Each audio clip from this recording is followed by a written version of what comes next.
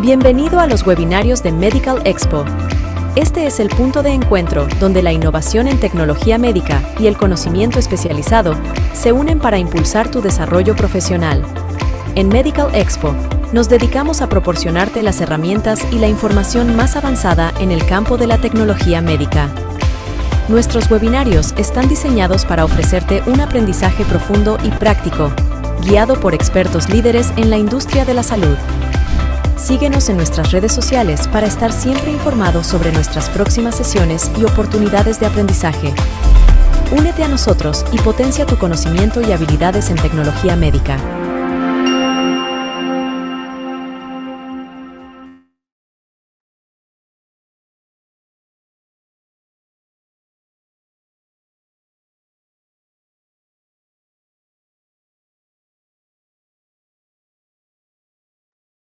Hola, buen día comunidad de Medical Expo. Bienvenidos. El día de hoy vamos a tener nuestra segunda sesión de webinario. Antes de presentar al ponente, darles los anuncios correspondientes. Recuerden que el link de la constancia se les otorga al finalizar el webinario y va a estar apareciendo en el chat. Si tienen algún problema, igual pueden contactarnos directamente o en nuestras redes sociales para cualquier inconveniente que tengan con la constancia. También nuestra próxima edición de Medical Expo son los días 7, 8 y 9 de mayo de 2025 en Expo Guadalajara, en la ciudad de Guadalajara. Pronto vamos a estarles dando más información acerca de los pasos a seguir para el registro y bueno, esperamos que puedan participar y seguir participando también en los webinarios de todos los viernes. Recuerden que tenemos 2 sesiones todos los viernes a las 10 y a las 11:30. Síganos en nuestras redes sociales, las vamos a estar dejando en el chat para que puedan estar al tanto de todos los webinarios que tenemos. Y bueno, ahora sí voy a pasar a presentar a nuestro ponente del día de hoy. Es el maestro Alejandro David Rizo Velasco, licenciado en Enfermería y Obstetricia, técnico en urgencias médicas, intermedio especialista en adulto en estado crítico y maestro en administración de hospitales. Y bueno, antes de pasar al título del tema, quiero hablarles un poco de Intensa, que es una asociación civil, la que viene representando él, que se dedica a la impartición de cursos de educación continua, diplomados, webinars, para los profesionales de la salud, así como certificaciones en BLS, ACLS, PALS, ALSO, BLSO y RNEO. Y bueno, el tema que nos va a dar hoy el maestro Alejandro es ventilación mecánica protectora. Y bueno, le doy la palabra para que pueda presentar el tema. ¿Qué tal? Muy buenos días. ¿Sí me escuchan? Sí, sí se escucha. Perfectísimo. Pues para mí es un gusto estar acá con ustedes y sobre todo platicar de un tema que a mí me apasiona mucho, que es la ventilación. Y bueno, ya me presentaron y bueno, vamos a iniciar. Entonces, claro que, sobre todo porque voy a mencionar algunas marcas, algunas cuestiones, de claro que no tengo ningún conflicto de interés con ninguna marca en particular. Pero bueno, es parte de lo que vamos a ver en el transcurso de estos minutos que vamos a estar platicando. Yo siempre hablo de un poquito de lo que es la retórica de la ventilación, en el sentido que ya tenemos que dejar de ver como profesionales de la salud un ventilador como una pieza aislada. El ventilador forma parte del cuidado que estamos dando con este paciente, entonces ya forman un binomio, entonces tenemos que dejarlo de ver como aislado. Y sobre todo porque cada vez los ventiladores son más fáciles de usar, más fáciles de manejar, porque antes eran muy complicados, cada vez los displays y la tecnología nos está facilitando la vida.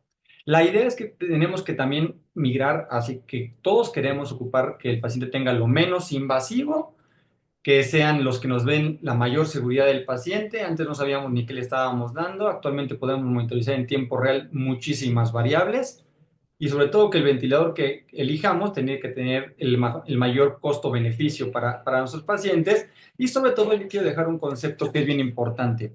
La sepsis y el SIRA o el SDRA, quien fue primero, ahorita vamos a ver, no quiere decir que vamos a hablar de sepsis exclusivamente, pero sabemos que la sepsis es una entidad que es de los principales órganos o fallas orgánicas, que es el pulmón. Y el paciente que tiene ya un daño pulmonar, pues es muy factible que pueda ser sepsis, ¿no? Por eso, ¿quién fue primero?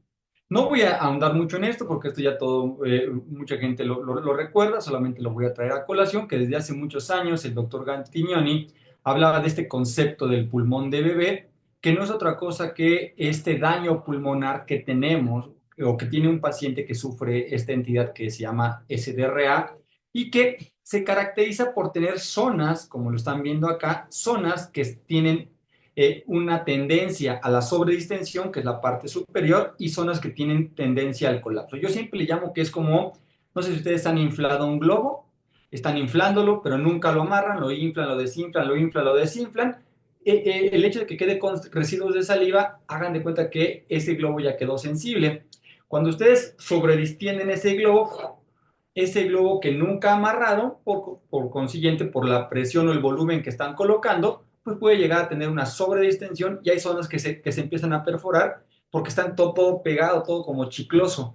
Eso es más o menos lo que decía Gattignoni, que realmente el pulmón que tenemos para poder hacer intercambio gaseoso es muy disminuido. También hay antecedentes de hace muchos años de lo que es el daño inducido por la ventilación mecánica. ¿Por qué? Porque el SDRA se trata con ventilación mecánica. Entonces, hay un daño que es inducido por la ventilación mecánica llamado BILI y se describió hace algunos años aquel concepto que le llaman BALI, en el cual ya una persona que está sometida a ventilación mecánica, pero que tenía un daño ventilatorio previo, y se genera esta lesión inducida por el ventilador, a ello le llamamos BALI.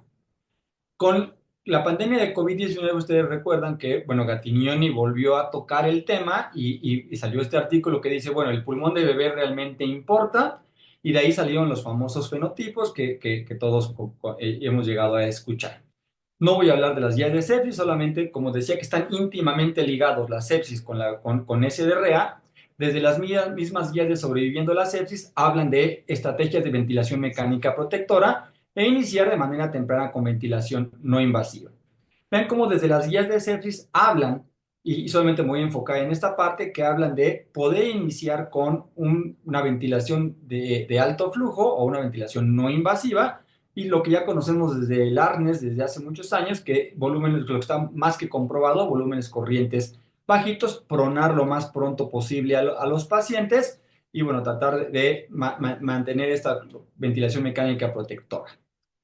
¿Por qué hablo de la sepsis y el SDRA? Porque el pulmón tiene todas las condiciones que le encantan a los microorganismos para poder proliferar. ¿Como cuál? Como una temperatura que les encanta, 37 grados centígrados, con una humedad riquísima, una humedad absoluta de 44 miligramos por litro y una humedad relativa del 100%. Por eso el pulmón hace muchos años le llamaban pulmón de choque, porque tiene todas las condiciones de temperatura, de humedad, para que pueda proliferar un microorganismo, y de los principales sitios donde hay una infección o una primoinfección o una falla pulmonar. Por eso, desde hace muchos años se habla de que tenemos que tener una estrategia mecánica protectora y sabemos que el ventilador influye ya sea positivo o negativamente a la evolución de un paciente. Y sabemos también que tenemos que personalizar, no son recetas de cocina, tenemos que personalizar cada vez más nuestras estrategias ventilatorias.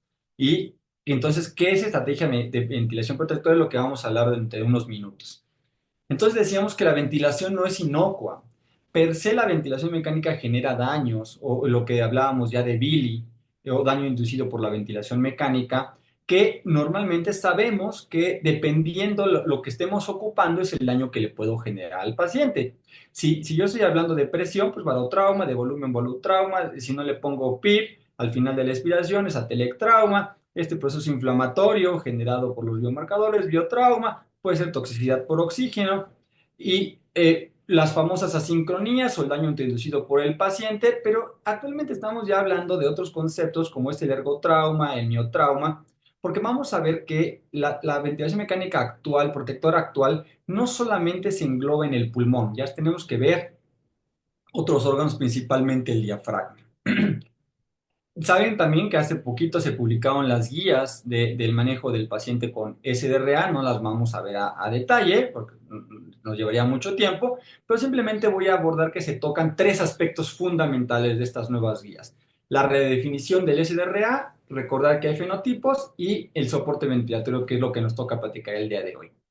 Ustedes saben que en estas nuevas recomendaciones ya lugares remotos o lugares que no fuerza tengo que tener un índice de PAFI para poder determinar que un paciente tiene SDRA, sino ya el índice de SAFI, que también ya estaba descrito desde hace mucho tiempo, ya se dice que cuando tienes un SAFI de por lo menos de 315, ya se puede considerar como SDRA, entonces los pacientes remotos no están excluidos.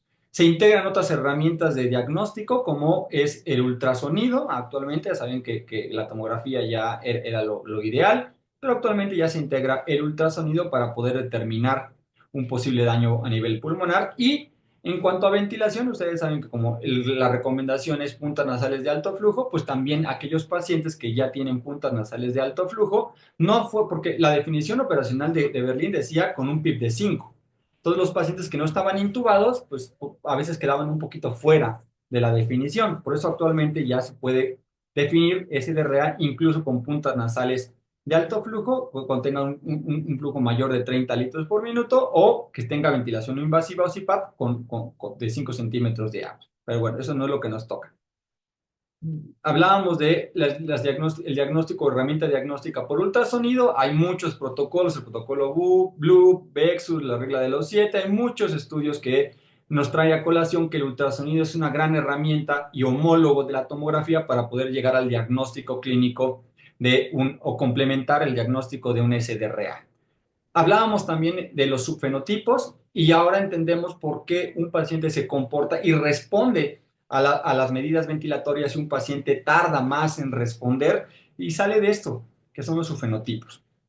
Que tengo dos principalmente, el fenotipo hipoinflamatorio e hiperinflamatorio. No voy a ahondar en esto, simplemente el fenotipo hiperinflamatorio es aquel paciente que no va a responder tan adecuadamente a estas medidas ventilatorias porque tiene un proceso inflamatorio más severo, son los que se mueren más, tienen mayor días de ventilación versus el fenotipo hipoinflamatorio. Recuerden que esto salió con COVID, ¿no? Y veíamos a aquel paciente que pues le dábamos medidas ventilatorias y no mejoraba y no mejoraba, al contrario, empeoraba. Ahora sabemos que es un fenotipo hiperinflamatorio versus el que sí responde a estas medidas ventilatorias. Actualmente hablamos de medicina personalizada y esta medicina personalizada es lo que estamos migrando. Es decir, todos tienen SDRA, por ejemplo, todos tienen el fenotipo que tienen SDRA. Pero ahora ya sé que ahora tengo a unos que son hiperinflamatorios, unos que son hipoinflamatorios. Pero como estamos hablando de medicina personalizada, entonces, aunque tenga estos pacientes que tienen un fenotipo hiperinflamatorio no se comportan igual. ¿Por qué? Porque a lo mejor este tiene ciertas comorbilidades, a lo mejor es diabético, es hipertenso y va a tener ciertas condiciones diferentes que tengo que abordar y tener en un contexto global. Y lo mismo pasa con los pacientes del fenotipo hipoinflamatorio. Por eso estamos hablando actualmente de medicina personalizada. Este esquemita me gusta mucho para ya entrar a lo que nos toca, que es la ventilación mecánica protectora, porque es un esquemita, perdón que esté en inglés, pero es un esquemita que me ayuda, porque recuerden que el SDRA es una patología tiempo dependiente. Quiere decir que mientras más tiempo pase, pues la condición a nivel pulmonar, ustedes saben las fases del SDRA, la última fase es la fibrótica, mientras más tiempo pase, por consiguiente, mayor daño pulmonar va a tener. Y entonces el grado de hipoxemia pues va a ir aumentando.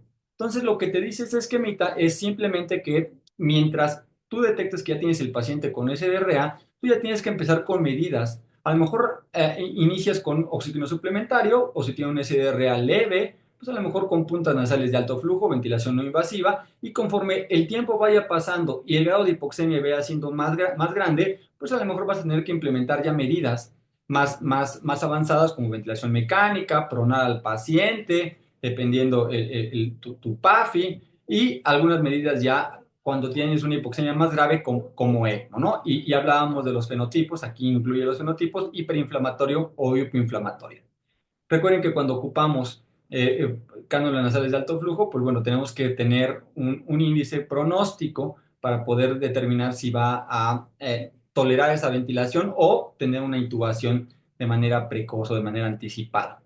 Pero entonces, ¿qué es lo que nos toca realmente platicar el día de hoy? Lo que es la ventilación mecánica protectora. Y hablábamos del famoso modelo del pulmón de bebé que hablaba Gattignoni, que tenemos zonas sujetas a la sobredistensión, como el globito que yo les platiqué al principio, o zonas que están realmente colapsadas. Entonces, híjole, si estas las tengo que abrir y estas si las abro con la presión que tengo que abrir estas, pues se me van a romper o sobredistender.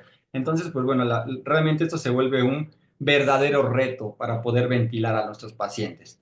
No voy a entrar en detalle porque esto ya también lo conocemos desde hace mucho tiempo, lo que son las medidas convencionales de ventilación mecánica protectora. Vamos a hablar, van a ver que otra idea de lo que es la ventilación mecánica protectora. Esto ya está más que estudiado. Múltiples estudios han hablado que el volumen corriente bajo es la mejor medida para dar ventilación mecánica protectora, entre 4 a 6 mililitros, presiones plató bajitas, entre 25, 27, 28 centímetros de agua, un driving pressure menor de 13, menor de 15, PIs bajitos, el poder mecánico arriba, por lo ideal, aquí dice 17, pero lo ideal es menor de 13, pronar al paciente. Entonces, estas medidas ya están más que estudiadas. Y si se fijan, si lo ven en una gráfica, pues aquí está, presiones pico no más de 30 a 35, presión plató de 25 a 28, se incluye ahora lo que es la presión transaérea de menos 2, de 2.5 a 3 centímetros de agua, y el driving pressure, lo que ya hemos hablado, pips no tan altos, es lo que ya está más que estudiado. Y bueno, ustedes saben que cuando él tiene PAFIs que no respondió a todas las medidas convencionales, bueno, pues una medida opcional es el ECMO, ¿no? Veno-venoso. Entonces, yo quiero que hablemos un poquito de las nuevas tendencias, que nuevas ni siquiera son tan nuevas, ya tienen sus más de 10 años, pero quiero retomar un poquito lo que son las tendencias en ventilación mecánica protectora, que lo englobaré en 4 sentidos. Primero, retomar la fisiología respiratoria aplicado a la ventilación mecánica. Y lo que dicen muchos artículos, regresar a lo básico, que a veces lo olvidamos, pensar que tengo que disminuir las complicaciones intrahospitalarias y prevenir el famoso síndrome post-UCI que nosotros nos dedicamos a la terapia intensiva, sale mi paciente de la terapia y yo no sé qué pasó con él. No, yo tengo que prevenir desde la terapia para que cuando egrese tenga las menores complicaciones a corto, mediano y largo plazo. Pero bueno, entonces, hablando de las tendencias en ventilación mecánica protectora, retomando la fisiología, tenemos que retomar esta parte desde el control de la respiración, porque desde ahí podemos tener factores de sincronía o asincronía, retomar los conceptos del trabajo respiratorio, porque de ahí voy a partir que tengo variables dependientes o variables independientes que dependiendo cómo las programe puede ser cómo evolucione mi paciente a nivel ventilatorio, retomar estos conceptos fisiológicos aplicados al soporte ventilatorio que ya, si ustedes se fijan, no son nuevos. El driving pressure ya vimos que no es nuevo, el poder mecánico no es nuevo, el concepto de estrés y strain, que son los que vamos a englobar un poquito más adelante, y algunos conceptos realmente no tan nuevos aplicados a ventilación, y que siempre cuando hablábamos de ventilación mecánica protectora nos hablábamos solamente del pulmón, nos englobábamos en pulmón, pulmón, pulmón, y actualmente tenemos que saber que el pulmón no lo es todo. El pulmón es un 50-60% y el otro 40 o 50% pues es el diafragma. Entonces allá nos tenemos que englobar un poquito. Retomar un poquito la parte del control de la respiración, entender que hay 3 componentes para controlar la respiración, que es el componente de control, el componente que está interactuando con la parte mecánica, que es la caja torácica, las estructuras, y que requieren una bomba. Y esta bomba, llamémosle que es el diafragma, si estoy hablando de cuestión fisiológica, o un ventilador, si estoy hablando de un ventilador. Y que tengo primero una parte central o una computadora que me controla, un conector que es el nervio frénico y va a interactuar directamente con todas mis estructuras de la parte respiratoria para poder hacer una adecuada homeostasis a nivel ventilatorio. Y que si esto lo traspolo a la parte ventilatoria, yo sé que tengo 3 tipos de modalidades para ventilar a un paciente: una ventilación controlada, una ventilación asistida o que mi paciente ya está en una ventilación espontánea. Y quiero retomar algunos conceptos importantes en cuanto a la programación. Sabemos que en una ventilación controlada quien lleva el control pues es el ventilador, en una asistida pues es el ventilador y el paciente, y en una espontánea completamente el paciente. Sabemos que para programar el ventilador, pues normalmente se ocupan sensibilidades. La sensibilidad inspiratoria, recordamos que es la parte que yo le programo al ventilador para que se inicie la ventilación o se abra la válvula inspiratoria, ¿no? Que es en lo que más nos enfocamos. Es una parte por flujo o por presión. Pero a veces nos olvidamos un poquito de la sensibilidad expiratoria. Y la sensibilidad expiratoria actualmente nos está ayudando, y que los ventiladores ya modernos de cuarta generación incluso me lo pueden monitorizar en tiempo real. Es el momento en el cual hay ausencia de flujo.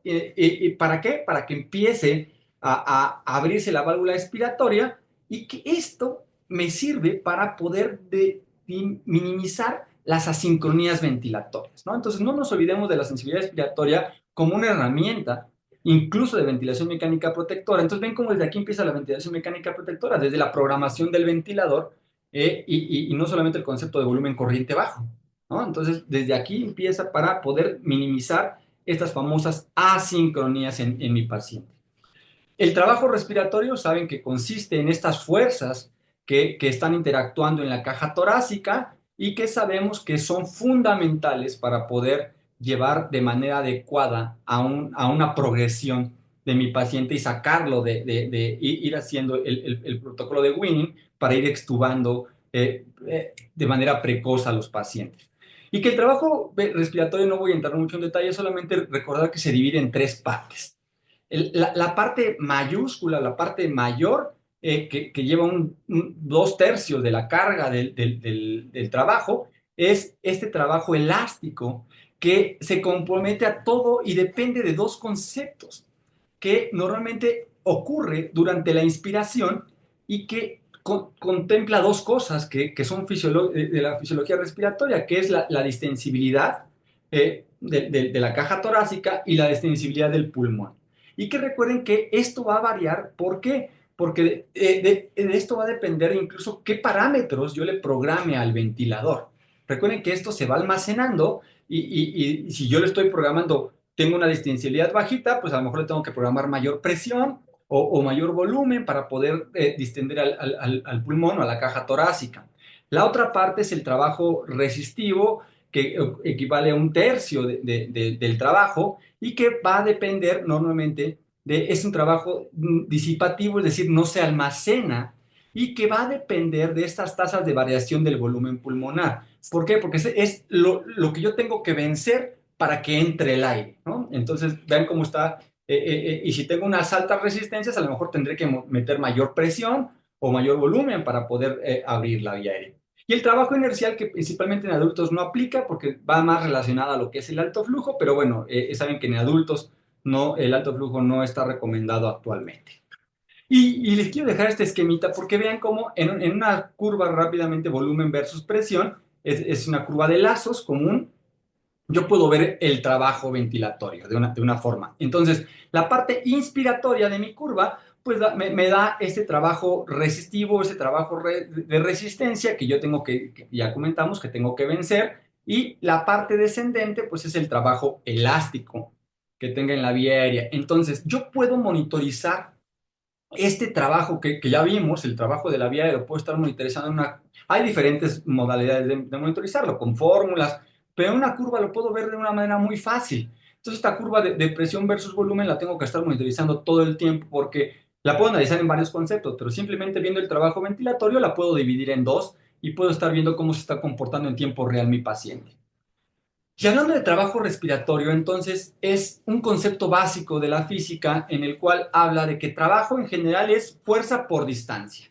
Entonces significa que si yo quiero mover, y en este caso hablando que lo que quiero mover es el diafragma, lo que se va a mover el diafragma, es simplemente qué fuerza voy a aplicar para que se mueva este objeto, en este caso el diafragma, cierta distancia. Entonces si yo lo viera en un concepto muy burdo, podría ser fuerza, la fuerza que voy a aplicar para que se mueva o se distienda esta caja torácica, y que eso va a depender de cómo esté interactuando la entrada y salida de aire de mi vía respiratoria. Y de ahí parten lo que hablábamos de variables dependientes y variables independientes. Ustedes saben que todo lo que se le programa al ventilador es presión, volumen y que, bueno, que el flujo es dinámico, pero y que esto va a depender, estas programaciones van a depender de variables dependientes.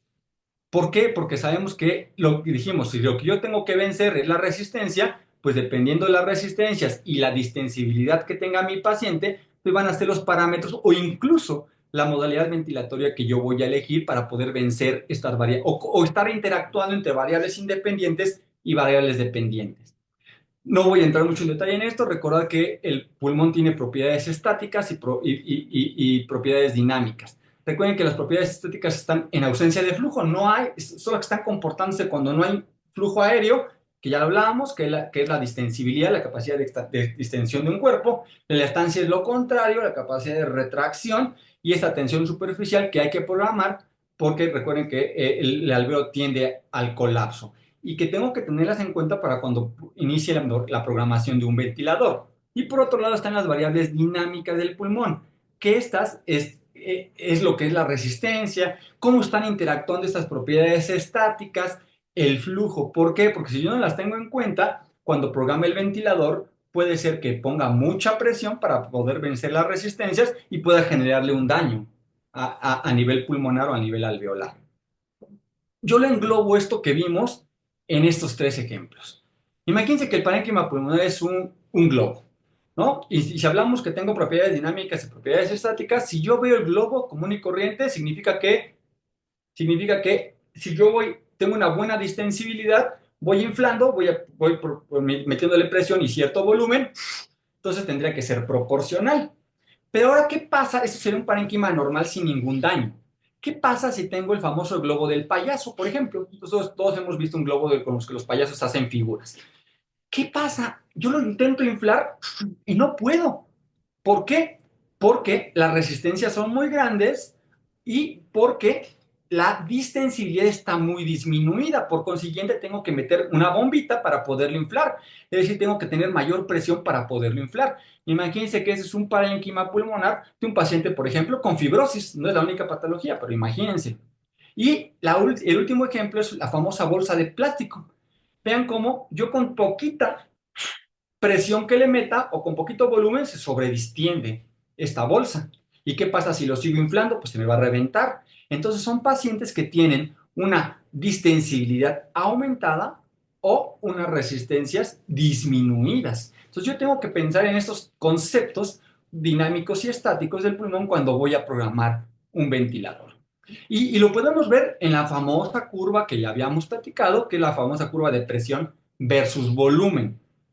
Yo lo puedo ver aquí, vean cómo tengo la curva de presión versus volumen y esto es lo normal, el verde es lo normalito. Vean el amarillo, ¿qué es lo que está pasando? Versus el rosita, vean, tengo una distensibilidad disminuida, tengo que aumentar la presión para alcanzar el mismo volumen. Y en esta otra, vean cómo es lo que es, en este sería la bolsa, el payaso, el globo del payaso, y en este sería el globo, la bolsa de plástico. Vean cómo con poquita presión logro la misma cantidad de volumen. Entonces vean cómo esto sí se puede monitorizar en tiempo real. Y aterrizaré ya para ir cerrando los tres últimos conceptos que quiero abordar, porque ya vi que se me está yendo el tiempo, es lo que ya se hablaba de hace mucho tiempo, que es la driving pressure o presión de conducción, el famoso stress y strain y el poder mecánico. Esta gráfica me gusta mucho porque es una gráfica donde te dice que la relación entre el driving pressure y la distensibilidad es inversamente proporcional. Hacia la Walt Disney viéndolo es esto, vean. Significa que si yo tengo bajas presiones y buenas distensibilidades, me mantengo en una zona de seguridad. Vean, tengo una muy buena distensibilidad a baja presión, puedo ventilar adecuadamente a mi paciente. Pero ¿qué pasa si esta distensibilidad empieza a disminuir? Vean, empieza a disminuir la distensibilidad. ¿Qué tengo que aumentar para poder abrir este pulmón? Pues obviamente la presión. Y entonces caigo en estas famosas zonas de riesgo, que es lo que no quiero caer. Y entonces esto nos lo describió Amato desde hace mucho tiempo, que es la famosa driving pressure, que simplemente es un delta, una resta entre la presión plató y el PIB. Recuerden que la nueva zona cero es aquí, que es el PIB, y simplemente lo único que estamos viendo es que este concepto contempla tres variables: el volumen corriente, la distensibilidad y el PIB. Entonces, yo me tengo que mantener que mientras más, ya lo vimos, mientras menos distensibilidad tenga a más presión, genero más daño en mi paciente. Entonces, un concepto de ventilación mecánica protectora es retomar el famoso driving pressure. ¿Por qué? Porque no solamente es lo que yo le esté generando entre presión, estrés, sino lo que yo estoy generando en estas presiones que yo puedo llegar a generar un mayor daño, porque estoy sobrecargando al alveolo, lo estoy sobredistendiendo, entonces lo estoy sometiendo a un estrés constante. ¿Qué estrategias tengo para manejar el driving pressure? Pues contemplar siempre el volumen corriente, optimizar mi PIP, y bueno, está bien que pronando al paciente, por eso se prona de manera temprana, logras una disminución o contribuyes a disminuir el driving pressure. El segundo concepto, y el penúltimo ya para ir cerrando, es el famoso estrés y strain. No es otra cosa, el estrés es la fuerza que yo le voy a someter, que yo voy a someter en la vía aérea. Eso es estrés. Y que obviamente va a generar un cambio de volumen. Y el strain es el cambio de forma que va a tener el alveolo. Entonces, son conceptos íntimamente relacionados. Entonces, estrés es fuerza que le voy a someter y strain es qué cambios va a tener esta estructura dependiendo de la fuerza que yo cometí. Entonces, así como en la sepsis, la batalla campal se lleva a cabo en el endotelio vascular, aquí la batalla se lleva en el alveolo, en el endotelio alveolar. Y que yo entonces tengo que retomar que ya vimos estrés, es fuerza, strain es deformación, pero también hay otros conceptos que se hablan actualmente, que es el stretch, el estiramiento que tengo al momento que estoy ventilando, alveolos colapsados, cuando los estoy ventilando, aparte que se deforman, puede tener un sobreestiramiento o incluso rozar entre alveolo y alveolo, que también puede ser motivo de generar un daño a nivel alveolar. Y esto ya lo vimos, no voy a detenerme, es el famoso pulmón normal versus un pulmón con SRA versus un pulmón con fibrosis, por ejemplo. Ven cómo no se comporta igual. Y un ejemplo muy claro es como si ustedes ocuparan una bolsita, un globito con poquita agua, pónganle poquito, o una esponja, la aprietan, ¿qué deformación va a tener este pulmón a las presiones que yo le esté colocando? Entonces, ese es el concepto de estrés. Ya por tiempo no voy a detenerme, pero ¿qué homólogos tengo del famoso estrés? Ya vimos que uno es el driving pressure, pero no solamente, por eso se retomó la presión transpulmonar, porque la presión transpulmonar es un homólogo. Bueno, me ayuda a ver qué tanto estrés estoy sometiendo o qué tanta sobredistensión puedo llegar a tener a nivel pulmonar, a nivel alveolar. Y es esto, simplemente vean cómo yo tengo la presión transpulmonar ya vista. Entonces vean cómo yo tengo, mientras más presión transpulmonar tenga, el estrés y strain que voy a generarle a mi pulmón y a mi alveolo se va incrementando sustancialmente. Hay diferentes tipos de strain, no voy a entrar en ellos. Hay strain dinámico y strain estático, no voy a entrar en ello. Y el último concepto que quiero abordar para ya no robar más tiempo es el poder mecánico. Simplemente es una fórmula que cuando la vemos nos da hasta miedo, no sé ni cómo la voy a aplicar, no le entiendo absolutamente nada. Si la desglosamos de manera sencilla, todos estos parámetros que manejamos de manera convencional están, y que esto lo hicieron desde hace varios años, no es nuevo. Vean cómo todos estos conceptos, estos parámetros que manejamos de manera convencional se engloban en el concepto de poder mecánico. Vean el volumen corriente, la driving pressure que ya hablamos, flujo, resistencias, PIB y frecuencia respiratoria. Es lo que manejamos de manera convencional y que simplemente el poder mecánico nos va a determinar la cantidad de energía que estamos aplicando en el sistema respiratorio por minuto en esta ventilación mecánica que estamos ocupando. Entonces hay muchos artículos. Lo único que yo quiero que englobemos es que si yo veo driving pressure, veo esta partecita de la ventilación mecánica.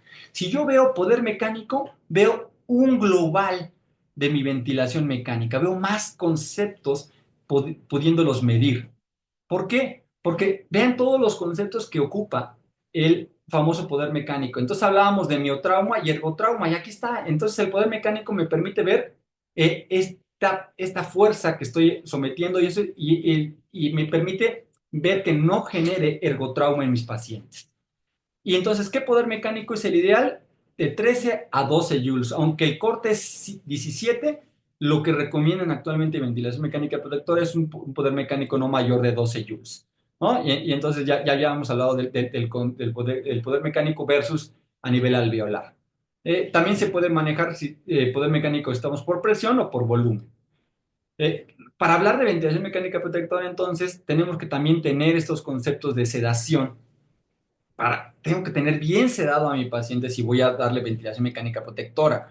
¿Por qué? Porque está esta famosa lesión autoinducida por el paciente. No es que el paciente saque una y se esté flagelando, no. Simplemente es que no lo tengo bien sincronizado y estas asincronías generan un daño en mi paciente. Entonces, por eso es importante que se decida por qué modalidad lo voy a tener. Relajación temprana, por eso está entre signos de interrogación.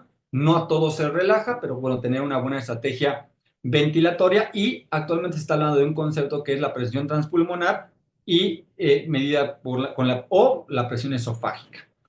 Y entonces ya el último concepto es miotrauma.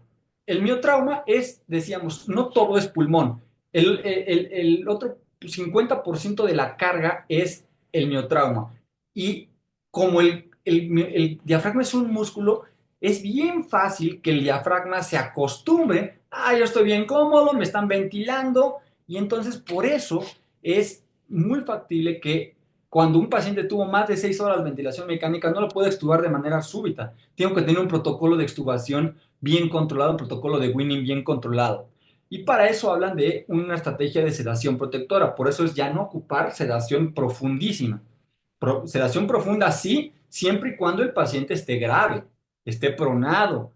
Pero mientras mi paciente vaya mejorando los índices de PAFI, pues tengo que hacer este switch y empezar a discontinuar la sedación y empezar a tener analgosedación para empezar a iniciar este protocolo de weaning. Hay diferentes modelos o mecanismos de miotrauma, no los vamos a ver ahorita. Simplemente hay 4 mecanismos de miotrauma: el excéntrico, el expiratorio, no los vamos a ver ahorita, solamente pensar en estas implicaciones de importante medir el diafragma. ¿Qué factores tengo entonces de ventilación mecánica protectora? Tengo que medir que un paciente que está con sedación profunda puede ser que tenga sobreasistencia, puede ser que tenga subasistencia, puede ser que no lo esté midiendo y pueda tener estas concentraciones excéntricas o incluso el famoso autopia. ¿Cuáles son las conclusiones de esta sesión? Vimos que no hablamos de la ventilación mecánica protectora con parámetros ya establecidos como es volumen corriente, eso ya lo sabemos, volumen corriente bajito. Estamos viendo un poquito de conceptos, retomar fisiología aplicada a la ventilación mecánica protectora. Pero bueno, entonces, las conclusiones es que pues la sepsis mata, el SDRA mata.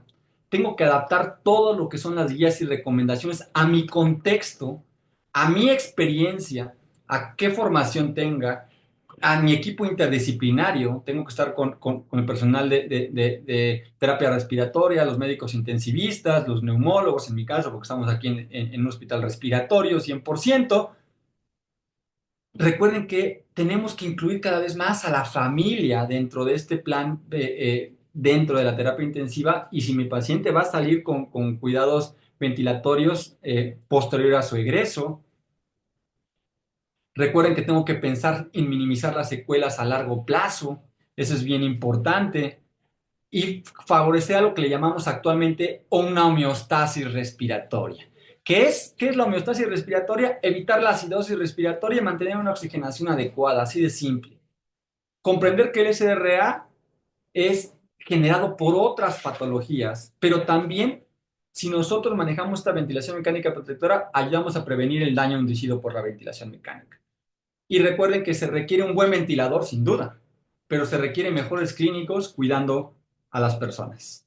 Dejo mis datos por si alguien tiene alguna duda. No sé si en el chat hay dudas o hay tiempo para dudas, o ya me pasé, discúlpenme. Muchas gracias, maestro Alejandro. Sí, ahí tenemos tiempo para unas preguntas. Tenemos algunas preguntas en el chat, pero antes Dejo voy de a leer compartir. algunas felicitaciones. Dicen: felicidades, doctor, excelente presentación. Felicidades, excelente, excelente presentación. Gracias por compartir. Felicidades, excelente ponencia, colegas. Saludos desde Morelia, Michoacán. Felicidades, excelente presentación. Bueno, muchas gracias, doctor. Tenemos muy buenos comentarios al respecto. Y ahora sí vamos a pasar con las preguntas que nos dejaron en el chat Sí, durante sí, claro. la presentación. Bueno, preguntan, dentro del daño ocurrido, ¿cómo se puede considerar el factor de riesgo en la insuflación de acuerdo a sus consideraciones? Sí, pues bueno, lo que decíamos que la insuflación es esta parte que tenemos que medirla en el sentido de que tenemos que retomar los conceptos de lo que ya hablamos de fisiología. La insuflación, pues acuerden que una sobreinsuflación, insuflación, lo que hablamos es cómo entra el aire.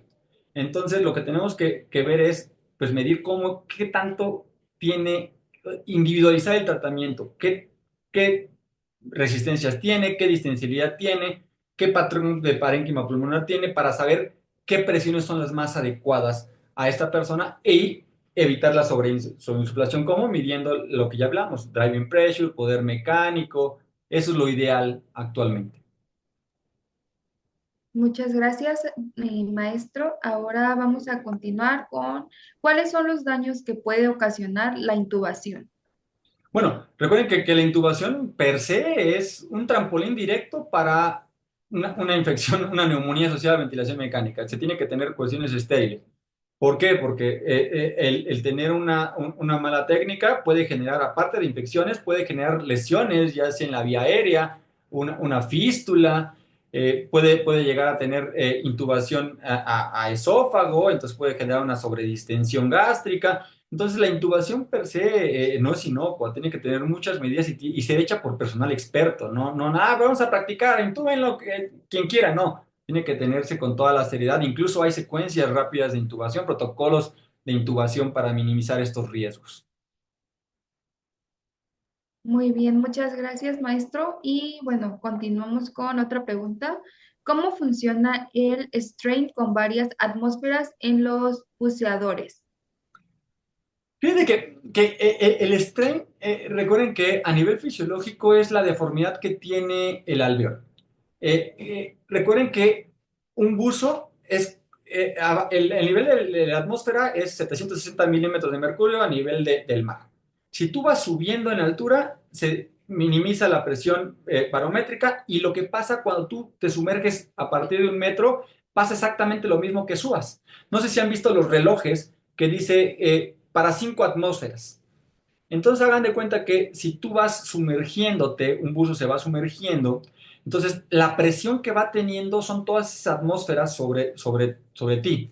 Por eso, no sé si han visto que un buzo que se sumerge puede llegar a tener esas famosas bulas o burbujas de aire, porque la presión que está teniendo, incluso un reloj, te sumerges abajo de esas atmósferas que está el mecanismo sellado. Si tú te sumerges más de las atmósferas, ¡pum!, se revienta. Lo mismo le va a pasar a tus alvéolos. Exactamente lo mismo que le pasa a tu reloj, le va a pasar a tus alvéolos por la sobretensión que tiene sumergirte X atmósferas o X metros abajo del nivel del mar. Muy bien, muchas gracias, doctor. Tenemos una última pregunta que acaban de poner en el chat. ¿Es posible considerar una protección con la medición strain por US y modificar parámetros? El ultrasonido tiene cada vez más aplicación. En realidad, eh, eh, eh, cada vez hay más utilidades. Ahora, el que tú ocupes el ultrasonido, primero tiene que hacerlo por personal experto, ¿no? Por personal experto. Cuando tú estás viendo, por ejemplo, esto lo puedes ocupar con tomografía por impedancia eléctrica y estás viendo en tiempo real los mecanismos de apertura y cierre alveolar. El estrés y strain en ultrasonido es complicado verlo como tal, solamente el strain, porque estás viendo la estructura más que el alveolo en tiempo real. Si quisieran verlo realmente, podrían ocuparlo porque acuérdense que la fórmula de strain es en lo que lo divides es el volumen pulmonar al final de la ventilación. Y este concepto solamente lo puedes ver en una tomografía por impedancia eléctrica. Por eso por ultrasonido es complicado, pero sí con impedancia, por tomografía por impedancia eléctrica.